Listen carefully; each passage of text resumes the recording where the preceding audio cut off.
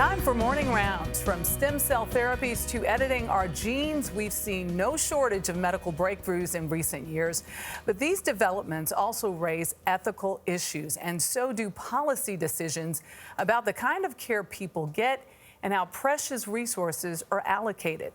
It is all discussed in the new book, Everybody Wants to Go to Heaven, but Nobody Wants to Die. And we are joined by the authors, Dr. Amy Gutmann, and who is the president of the University of Pennsylvania, and Dr. Jonathan Moreno, a Penn professor. We welcome both of you. Thank you so much. First of all, two questions here. What is bioethics, and why did you decide to both write about it? So everybody cares about healthcare. And everybody's making decisions about healthcare all the time, and sometimes they're really hard decisions for ourselves and our loved ones. And that's really what bioethics is about. And what we want to do is make sure people are informed and prepared before crises happen.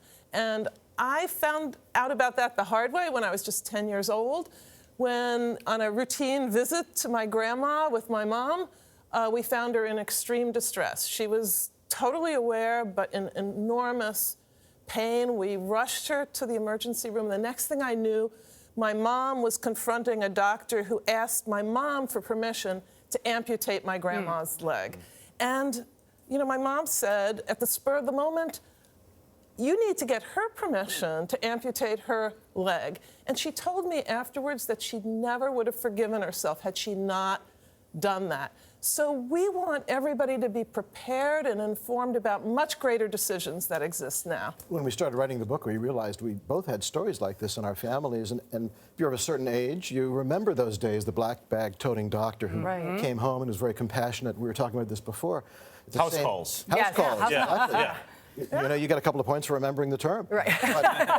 But at the same time, the relationship between the doctor and the patient was often kind of one way. Right. Now people have more information and they expect to be more part of their decision making, and that's a lot of what we write about. You also write about dialysis and how the government determined in the 70s that people would get dialysis treatment, Medicare paying for it because this was life or death. Yeah. But that plays into the bioethical debate now with other things. It does, and you know, of course, it's wonderful that we take care of dialysis patients, people who have end-stage renal disease.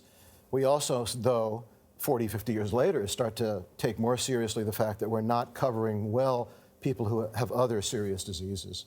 And so part of what we want to do in the book is to try to stimulate, in this very partisan era, a conversation about how we go about taking care of everybody who has a serious illness, and not just a particular group that's been kind of marked out historically. What, in your estimation, has to change right now? You talk about Obamacare, and you were against repeal and replace, but you say it should be revised and reinforced. So what about the healthcare system right now needs to be changed, and what doesn't? So we really believe that if Americans take more control over their own health care and the health care of their country, things will go better. How do they do that? Well, many ways, and you can read the book for some of the ways. But one way, which we talk about, is that patients should come prepared when to their caregivers, their doctors and physicians, and be prepared, be open about what you're doing with your health care, and also be clear about your goals. And it's also something you talk about in the book, is asserting yourself and asking those questions. And if you're not getting the answers, continue to ask. And probe to find out exactly what's happening to one of your relatives or yourself. Yeah, most doctors are very concerned, obviously, about their patients. They want to succeed. They want to be good health care providers. They want their patients to prosper and thrive. But in an era in which there are so many options, patients need to be really more part of that conversation. I want to talk about some of the more experimental treatments, the gene therapies. You see so much in terms of technology, big data. I mean, where are we going, or where should we be going? Yeah. Well, we're big proponents of innovation and affordability, both, and we think we can have both. One great example which is representative of what's happening with immunotherapy and CAR T-cell therapy, is the case of Emily Whitehead, who 7 years ago was really, all the treatments for her leukemia were used up, all the standard treatments.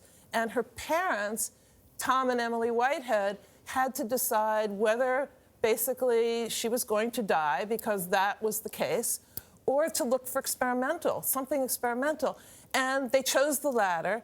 They found CAR T-cell therapy. It happened to be at the University of Pennsylvania, but it's now no longer an experimental treatment. It's actually FDA approved. Emily is a 14-year-old cancer-free young woman who has become a champion with her parents Great of new story to hear. Yeah, amazing There are wonderful things advances. happening in science in all kinds of fields. Yeah, And this is a good example. And it's just balancing some of those things. I'm sorry that we're out of time. It's a great debate to continue and a great book for people to read. This affects all of us. All of us. It does. Much easier read than we expected. Dr. Amy Gutmann and Jonathan Moreno, thank you very much. Thank you so much. Thank you.